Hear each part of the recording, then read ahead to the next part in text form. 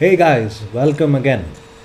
I'm here to tell you about stock exchanges and an important topic in stock exchanges which the media covers regularly. That would be about stock indices, or just we'll call them as indices. So let's get started and see what this is all about. Now, firstly, let's understand what is a stock index. Okay, a stock index is based on a statistical compilation of share prices of a number of representative stocks. Okay, two of the most famous stock indices in India are Sensex and Nifty. Okay, Sensex is considered to be the benchmark index of Bombay Stock Exchange. Nifty is considered to be the benchmark index of National Stock Exchange. Okay, now Sensex comprises of 30 stocks while Nifty comprises of 50 stocks. Okay, now why even bother having a stock index? Okay, so what's the purpose of having an index in fact? Now, a stock index is just one of the many other indices that you would come across when you study economics. Okay, if you are a student of economics, you may have come across indices such as consumer pricing index, wholesale price index, and human development index, and many more. Okay, in each of those indices, you measure something or the other. Okay, for example, in case of consumer pricing index or CPI, you go about measuring the changes in price. Now, upon arrival of that value, you're able to understand what is the approximate inflation rate in the country. Inflation refers to the rise in prices of goods, but the fall in value of money. Okay, a stock index, however, focuses on companies and their performance. Now, in general, if Sensex is doing well, as in if more and more points are being added to Sensex, it means that companies in this country and globally, you could say, are in fact doing quite well. Okay, for example, if you consider one of the stocks that are there in Sensex, let's consider a company like, for example, ICICI Bank. Okay, now ICICI Bank will post good profits this year. I'm just saying. Okay, let's assume they go about posting good profits this year and they give out the reasons why they are able to get good profits.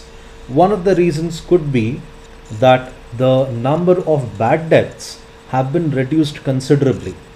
Why have the number of bad debts been reduced considerably? It's because people have been paying their loans properly. Okay, when people have been paying their loans properly, it means that they are able to earn well. And how are they able to earn well? Because the companies they're working for or the jobs that they're doing is paying them well. And you can see how the link is actually created. I am able to pay off a loan quickly and not default on it because my employer is paying me properly. How is he able to pay me properly? Because the industry which he is part of is actually doing well. So it's in fact a cycle of events that you can see, an interlink of systems that you can see that influences the stock index.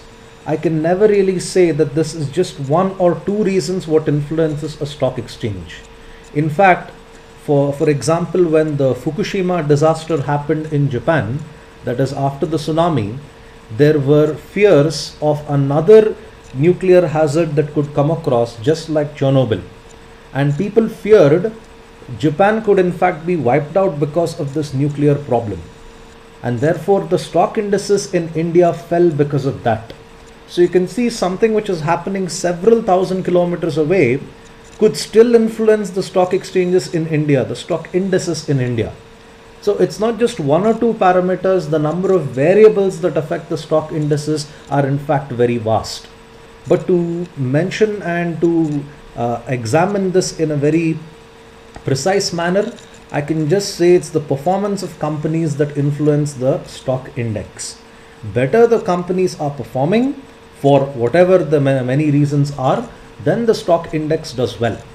That's one of the reasons why you see the media publish regularly saying that okay, this day Sensex went up by 300 points, Nifty went up by about 200 points, Nifty is very close to 6,000 levels, Sensex has breached the 20,000 level, all that. So in fact, an index is used to measure the companies and their performance. Okay. Now, why do you have 30 stocks in Sensex and why do you have 50 stocks in Nifty? Simple, statistics. Okay, and even more specifically in statistics, I could say it's because of sampling. Okay, now if I were to do a research, okay, I would go about evaluating my research based on the samples that I would use in order to arrive at my results. For example, let me say that I want to do a study on what students feel about the subjects of mathematics. Okay, if the sample I consider here consists of only girls, the results that I would arrive here would be different compared to a sample which would consist of guys. Now the reason that happens because the way you go about considering a sample gives you different results. And sampling study and sampling techniques itself is an entire universe altogether. In order to measure how companies are doing, you have two samples here which are taken in order to design the stock index. So in order to design Sensex, they've taken 30 companies. In order to design Nifty, they've taken about 50 companies. Okay. Now, what are the various indices that are there? We always hear about Sensex and Nifty.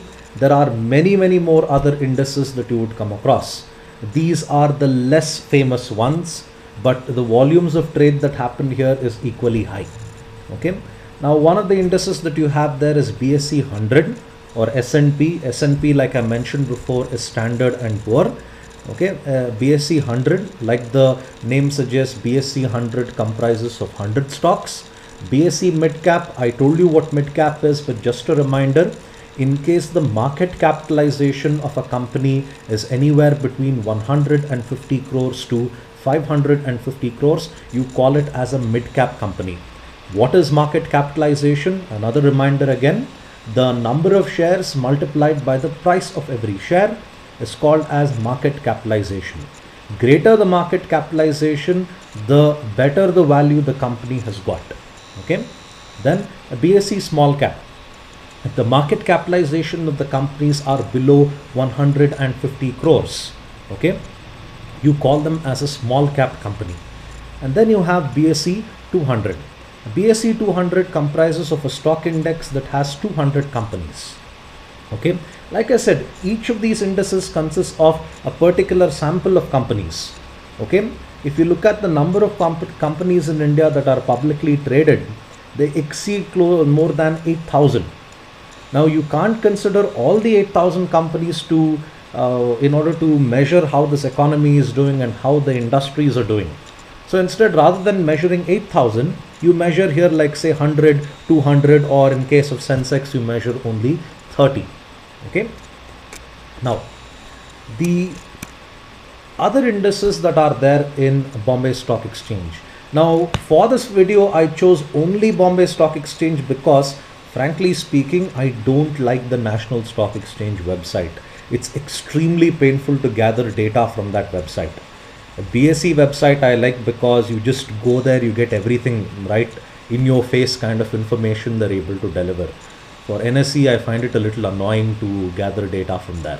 So, broad indices that you have, I gave the example of the broad indices in the previous slide.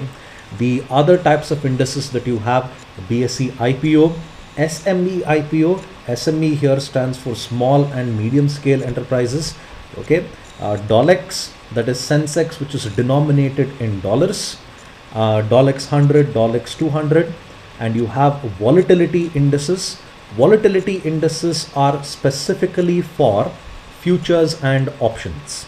Okay, let me confuse you here a little, particularly about an option.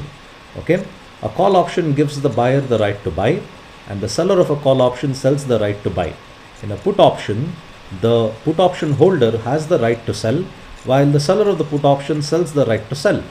I know it sounds like a nursery rhyme. Don't worry about it. I'll do a detailed video about futures and options later. Okay, and then you have thematic indices. These are the new ones. They refer particularly to the emerging markets. So you have indices which focus on companies that are in the emerging markets.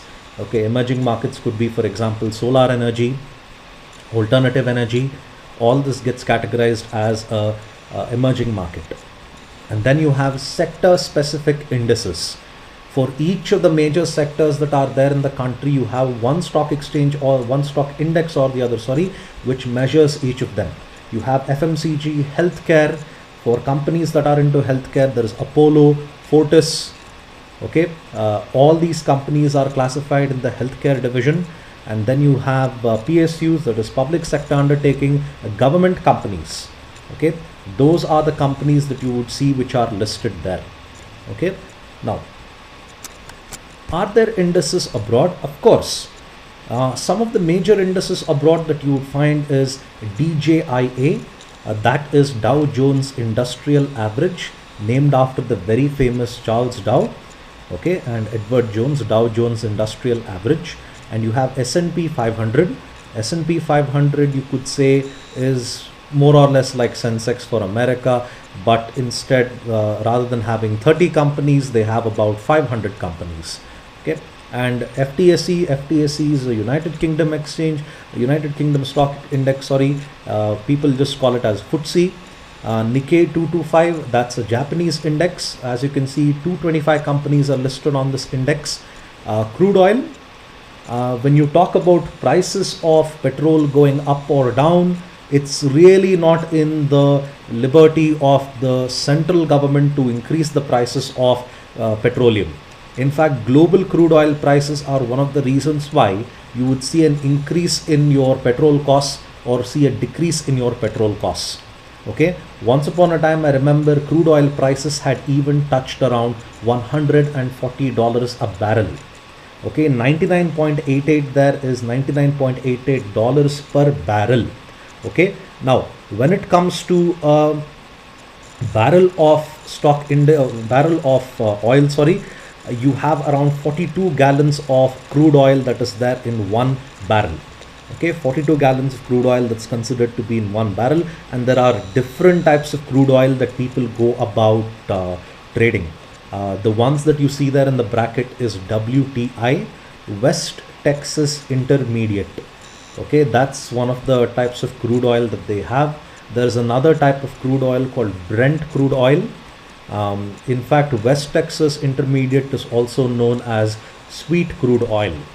Okay, I'm not really sure why they would call it as sweet crude oil, but I'm really certain that no one has bothered to taste this and name this based on the flavor of the product. Okay, so you have gold as well.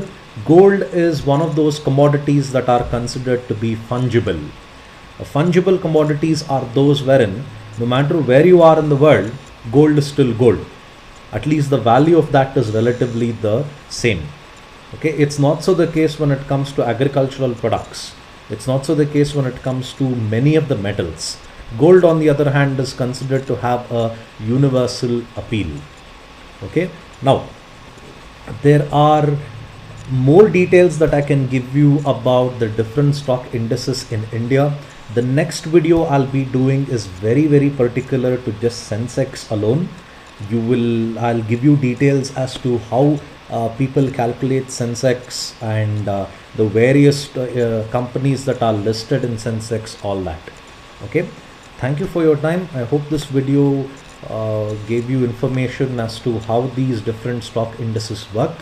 Okay, in the next video I'll talk about Sensex in detail. Thank you for your time.